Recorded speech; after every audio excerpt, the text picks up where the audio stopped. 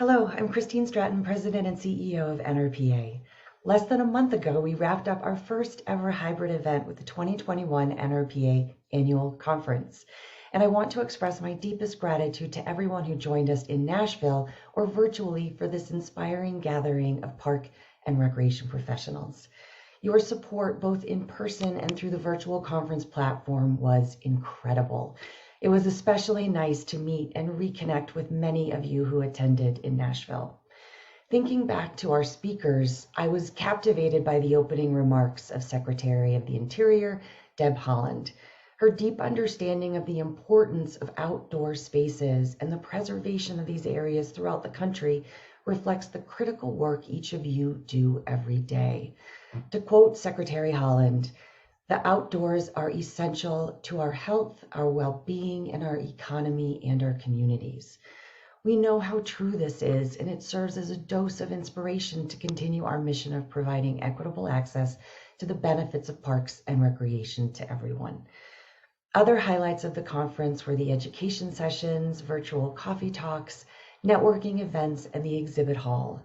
All of these were opportunities to learn from your peers and thought leaders, check out the latest park and recreation products and services, and build your professional network. Thank you to all of our sponsors and to the especially generous support from Greenfields Fitness Equipment, Playcore, Burke Playgrounds, and Sourcewell.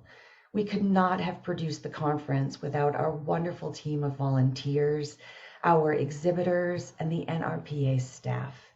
Thank you for your hard work in making this year's conference a success.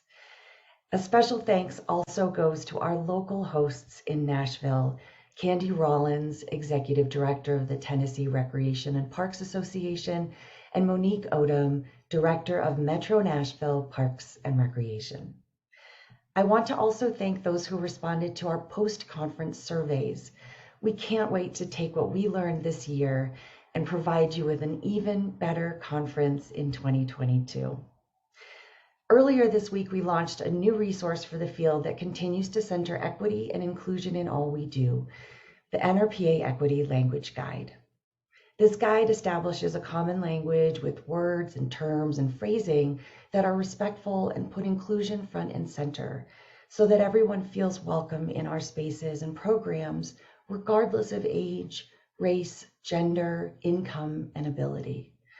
The guide also explains why and how language changes, which is why Nrpa's Equity Language Guide is going to be a living document and will be updated regularly. Something else we are excited to share with you soon is our annual report. This year's annual report builds on our park and recreation story and highlights the critical role park and recreation professionals play in communities.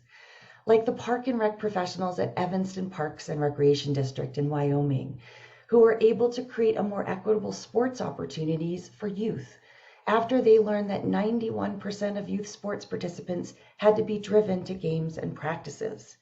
Recognizing that this left kids out of the game, staff revitalized an underutilized space to create a year-round outdoor recreation area that allows better access to youth sports for all. The annual report explores the progress we're making in each of our 5 strategic goals, and the report makes the case for increased investment in the field of parks and recreation. Because with investment, we can bring the benefits of parks and recreation to everyone. So please stay tuned for the annual report's release at the end of October. And until next time, stay safe, stay healthy, and be well.